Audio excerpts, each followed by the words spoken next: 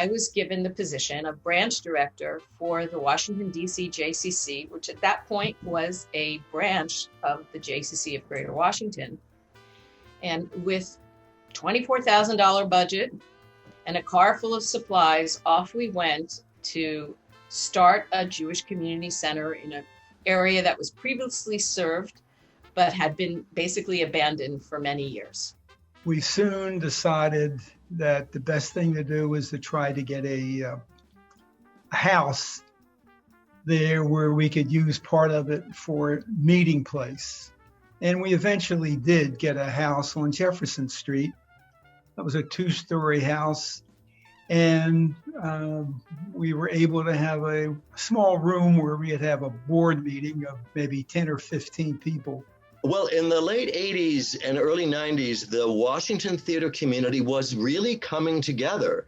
You had all of the founding generation of Arena, and as Shakespeare was getting started after their time at the Folger, but Wooley, Studio, Source, Horizons, had all really started to establish themselves. And I think Theater J came along in a way at a climax of all of that early development that's still, in so many ways, the core of the theater community we have today.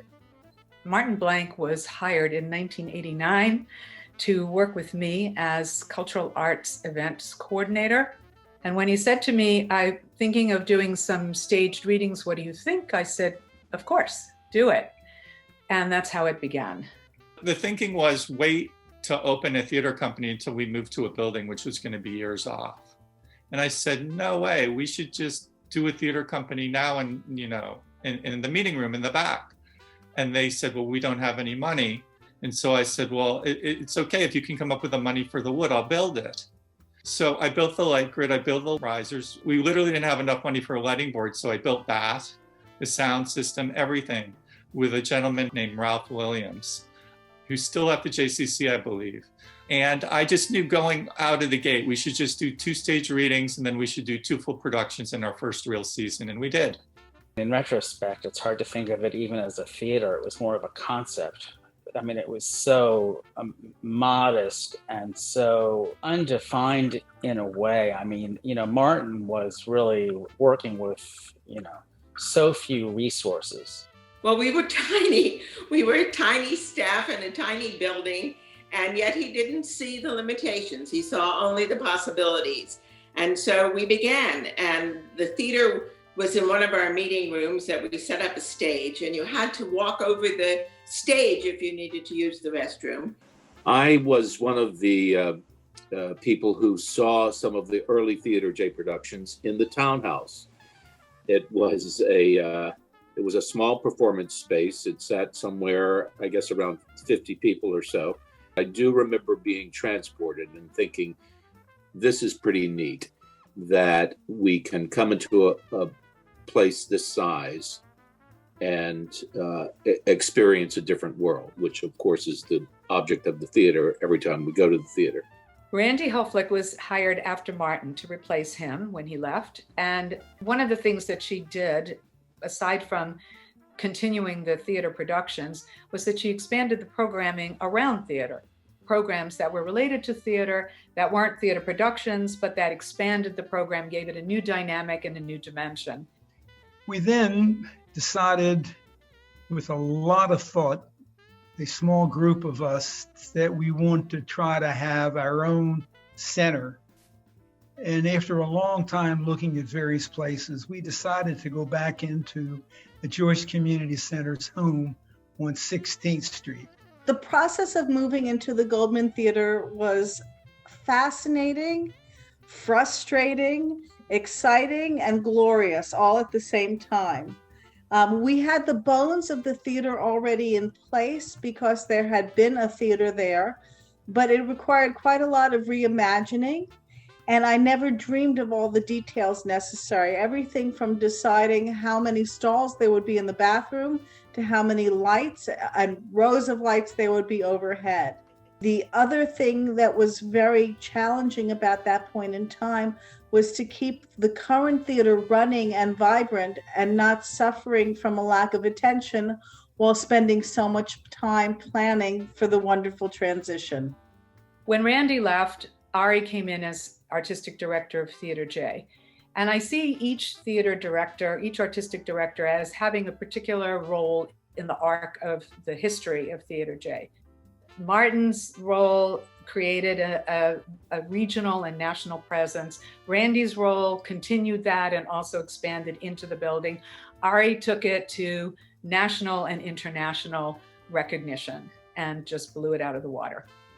When I first arrived, Theater J was a $90,000 a year budget with a artistic director, a part-time technical director, Juan Walty, and a volunteer managing director, Margaret Hahn Stern, the wife of Stephen Stern, who was on the Theater J committee.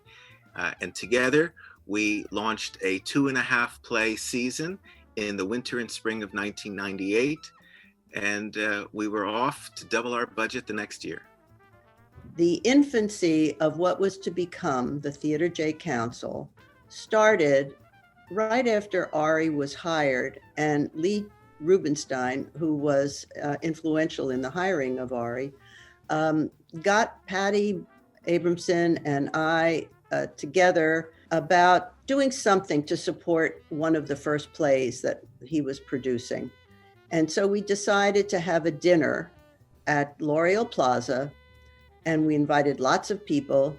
And from that, Patty and I thought, well, you know, we really should be doing more of this kind of thing to support the theater.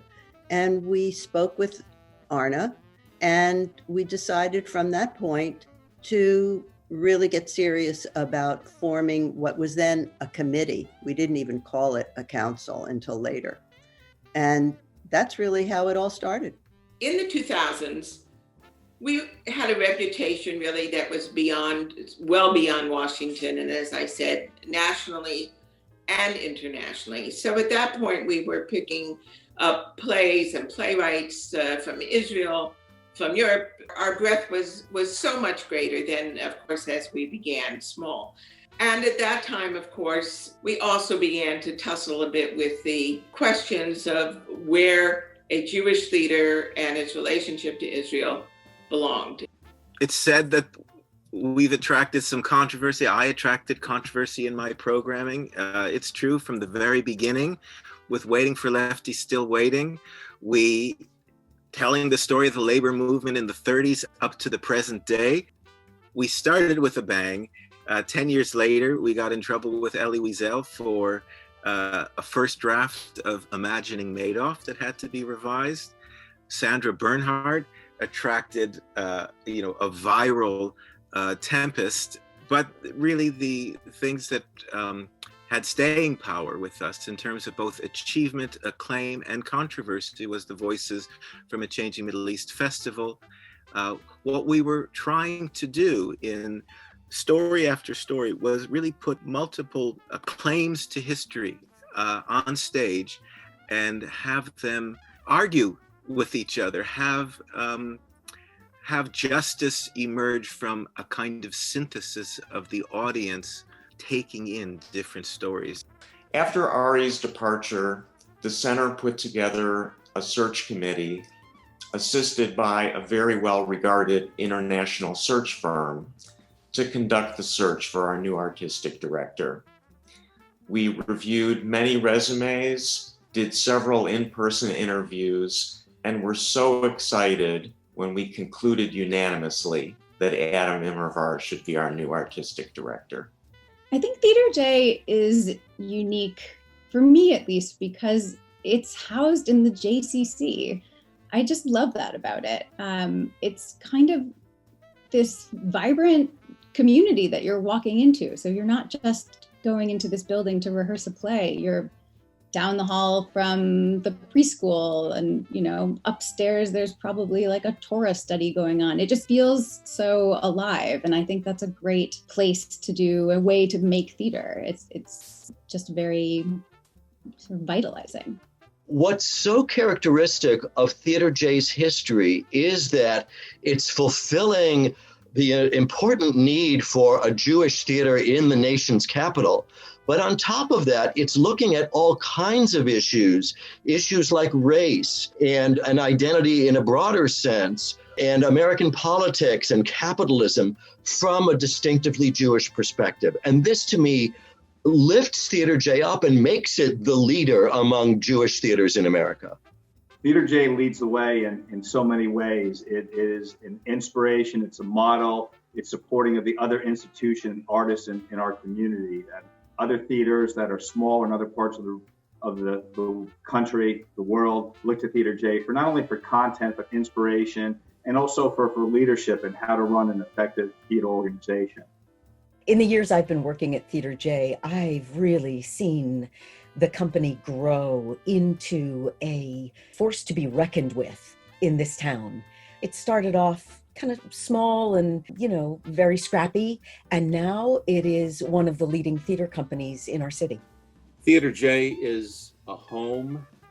It's a community coming together, sort of a fireplace hearth, if you will.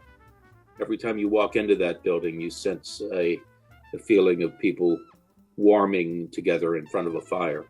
Theater J is where we can go explore the Jewish experience through great writing and great theater.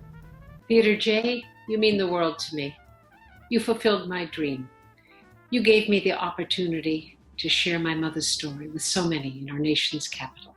Theater J is exciting, creative, provocative, and a force in American theater. It's an inclusive community that allows artists from different backgrounds to come together and feel confident in their work. Theater J is like home to me. Serious art about things that matter.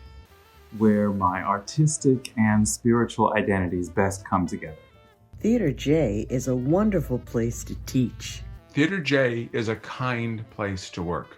There is a sense of generosity and positivity that helps the artistic process and that I appreciate every single time. The gateway that leads us to explore what it means to be a Jew and a human being in the world. Theater J is the best in storytelling. It is art with a heart. I'm at Theater J, right? And we're sort of in our first show, Night in the Ukraine, and my father came and he said to me, right now, you're 25, 26. He said, you don't have enough money. You're poor. He literally said, you don't have a pot to piss in. You're working long hours. You don't know how this thing is ultimately going to end. You don't know if you're going to have a future in this business. You have no idea. And he says, you're not going to believe me, but right now is going to be the happiest time of your professional life ever. And he was right.